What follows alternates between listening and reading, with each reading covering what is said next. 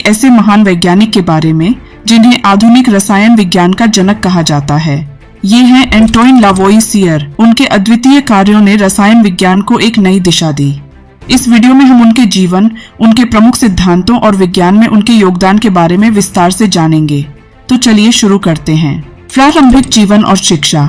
Antoine Laurent लावोइसियर का जन्म 26 अगस्त 1743 को पेरिस, फ्रांस में एक समृद्ध परिवार में हुआ था। उनके पिता एक वकील थे और चाहते थे कि एंटोइन भी कानून की पढ़ाई करें। एंटोइन ने पेरिस विश्वविद्यालय से कानून की डिग्री प्राप्त की, लेकिन उनकी रुचि विज्ञान में थी। कानून की पढ़ाई के साथ ही उन्होंने गणित, रसायन विज्ञान और भौतिकी में भी गहरी रुचि दिखाई। उन्होंने सबसे पहले विज्ञान की मूल बातें सीखी और बाद में रसायन विज्ञान में अपनी पहचान बनाई। उनकी वैज्ञानिक दृष्टि इतनी विस्तृत और गहन थी कि वे रसायन विज्ञान के क्षेत्र में कई क्रांतिकारी बदलाव लेकर आए। प्रारंभिक वैज्ञानिक कार्य। लावोइसियर ने अपने प्रारंभिक वर्षों में कई वैज्ञानिक शोध किए, लेकिन उनका सबसे पहला बड़ा योगदान तब आया जब उन्होंने ऑक्सीजन और दहन कंबस्टन के सिद्धांत पर काम करना शुरू किया।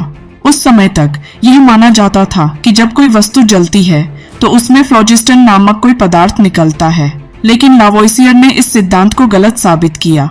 उन्होंने यह सिद्ध किया कि जब कोई वस्तु जलती है तो वह वायु के एक घटक के साथ क्रिया करती है, जिसे हम आज ऑक्सीजन कहते हैं। ऑक्सीजन की खोज। लावोइसियर का सबसे महत्वपूर्ण योगदान ऑक्सीजन की खोज है। हालांकि ऑक्सीजन को सबसे पहले कार्ल विल्हेम शीले और जोसेफ प्रीस्टले ने पहचाना था, लेकिन लावोइसियर ने इसे सही ढंग से परिभाषित किया और इसके रासायनिक गुणों को समझाया। उन्होंने पाया कि ऑक्सीजन दहन, श्वसन और धातु के ऑक्सीकरण जैसी प्रक्रियाओं में एक महत्वपूर्ण भूमिका निभाती है। दहन का सिद्धांत। लावोइसियर ने पुराने फ्लोजिस्टन सिद्धांत को खत्म करते हुए बताया कि दहन एक ऐसी प्रक्रिया है जिसमें कोई पदार्थ ऑक्सीजन के साथ प्रतिक्रिया करके जलता है। यह अवधारणा आधुनिक रसायन विज्ञान की नींव बनी और इससे दहन की सही वैज्ञानिक समझ विकसित हुई। द्रव्य की अविनाशिता का सिद्धांत। Law of conservation of mass. Lavoisier ने द्रव्य की अविनाशिता, law of conservation of mass का सिद्धांत प्रतिपादित किया, जो यह कहता है कि किसी भी रासायनिक प्रतिक्रिया के दौरान पदार्थ न तो उत्पन्न होता है और न ही नष्ट होता है, बल्कि इसका केवल रूपांतरण होता है।